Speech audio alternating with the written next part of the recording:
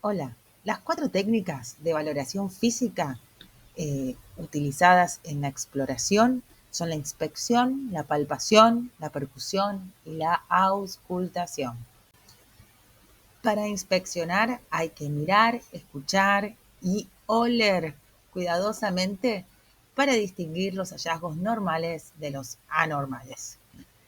La inspección se produce al interactuar con un paciente observando aquellas expresiones no verbales del estado emocional y mental y valorar los movimientos físicos y sus componentes estructurales.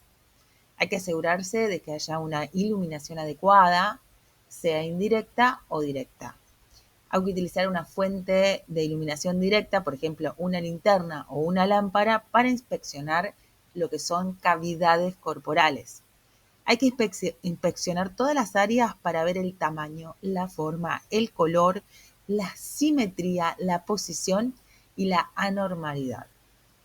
Hay que colocar y exponer las partes del cuerpo según sea necesario para que se pueda ver la superficie, pero manteniendo siempre la privacidad. Cuando sea posible, hay que comprobar la simetría entre ambos lados, comparando cada zona con su equivalente del lado opuesto del cuerpo. Y hay que validar estos hallazgos con el paciente. Tenés acá una pelotita sí, es un lipoma que tengo hace un montón. Entonces así es como que validás la información.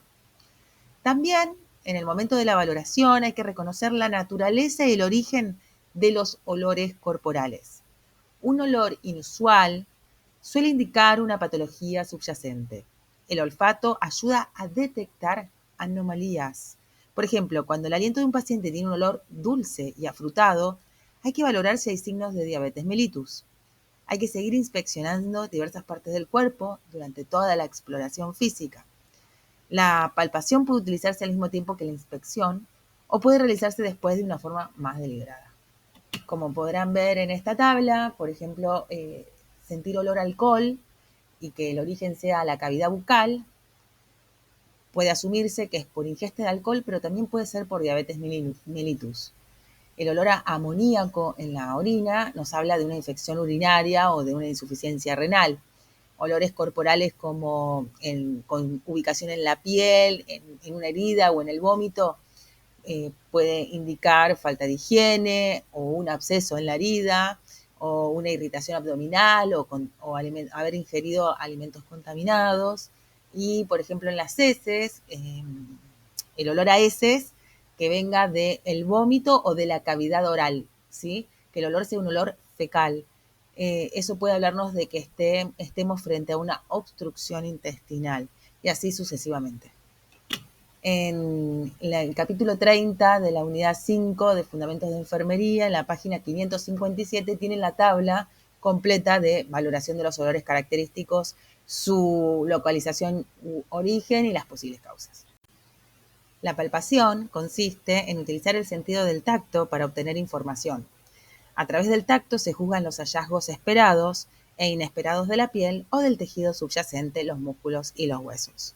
Por ejemplo, se palpa la piel para valorar la temperatura, la humedad, la textura, la turgencia, el dolor a la palpación, el grosor, y al abdomen se lo va a palpar en busca de dolor a la palpación, distensión abdominal o masas, o encontrar masas, formaciones. Hay que utilizar diferentes partes del cuerpo de la mano. Acá les dejo, según qué es lo que estemos valorando, los criterios medidos y cuál es la posición de la mano adecuada. La superficie palmar de las manos y los pulpejos de los dedos son más sensibles que la punta de los dedos y se utiliza para determinar la posición, la textura, el tamaño, la consistencia, las masas, el líquido y la crepitación. Hay que valorar la temperatura corporal utilizando el dorso de la mano, ¿sí? Utilizamos el dorso de la mano para la temperatura corporal. La vibración se percibe mejor en la superficie palmar de la mano y los dedos. Tocar a un paciente es una experiencia personal, tanto para el que lo realiza como el que lo recibe.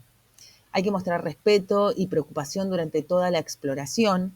Antes de palpar, hay que considerar el estado del paciente y la capacidad para tolerar estas técnicas de valoración, prestando atención a las zonas dolorosas o sensibles. Además, hay que ser consciente del entorno y estar atentos a cualquier amenaza hacia la seguridad del paciente. ¿Cómo nos vamos a preparar para la palpación? Vamos a calentar las manos, vamos a mantener las uñas cortas y vamos a utilizar un abordaje suave. La palpación se realiza de forma lenta, suave y deliberada. Hay que animar al paciente a que se relaje y ayudarlo a sentirse cómodo, porque los músculos que estén tensos van a dificultar la evaluación. Para favorecer esta relajación al paciente, vamos a pedirle que respire lenta y profundamente y que coloque ambos brazos a los lados del cuerpo. También hay que pedirle que señale cuál es la zona más dolorosa, observando los signos no verbales de malestar. Estas zonas que nos refiere que son dolorosas las vamos a palpar en último lugar. Para la exploración física hay que utilizar dos tipos de palpación, una que es ligera y la otra que es profunda.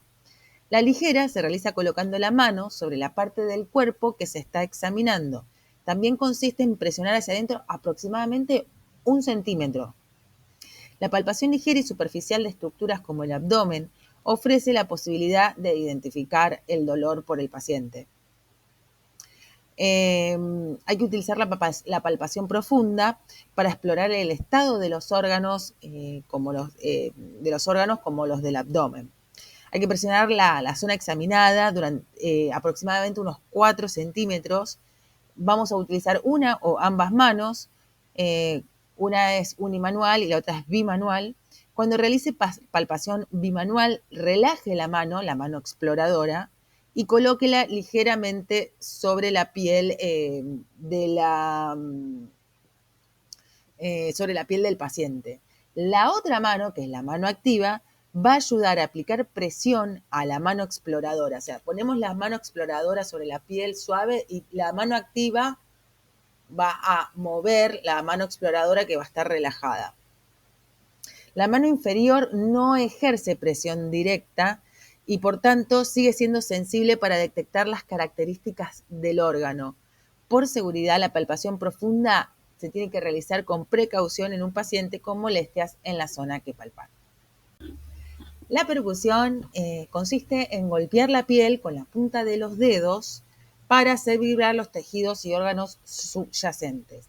La vibración atraviesa los tejidos del cuerpo y las características del sonido resultante reflejan la densidad del tejido subyacente.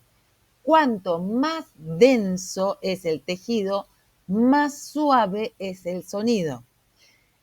Al conocer cómo influyen las distintas densidades en el sonido, se pueden localizar órganos o masas, definir los bordes y determinar su tamaño. Un sonido anormal respecto a lo que se espera en esa zona sugiere la existencia de una masa o sustancia, como aire o líquido, dentro de un órgano con cavidad corporal o cavidad corporal. La habilidad de la percusión es utilizada con más frecuencia por las enfermeras de práctica más avanzada que por las enfermeras en la práctica diaria. Pero bueno, valorar la presencia de ruidos hidroaéreos en el abdomen, la presencia de distensión por causa de aire o de líquido o de masas, es una habilidad que debe adquirir el personal de enfermería. La auscultación consiste en escuchar los sonidos que produce el cuerpo para detectar variaciones respecto a lo normal. Algunos sonidos, como el del habla y la tos, pueden escucharse sin necesidad de equipos adicionales, pero es necesario un estetoscopio para escuchar los sonidos internos del cuerpo.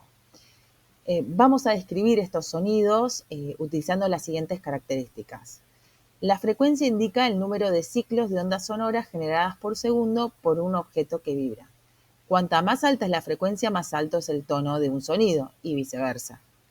La sonoridad se refiere a la amplitud de una onda sonora. Los sonidos auscultados van a ser de suaves a intensos. La calidad se refiere a los sonidos de frecuencia y volumen similares de diferentes fuentes, como por ejemplo, términos como soplido o gorgoteo describen la calidad del sonido.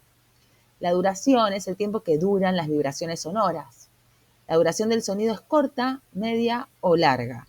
Las capas del tejido blando amortiguan la duración de los sonidos procedentes de los órganos internos profundos. La auscultación requiere concentración y práctica. Durante la auscultación hay que saber qué sonidos se esperan en determinadas partes del cuerpo y qué los provoca. Los sonidos esperados se analizan por sistema corporal.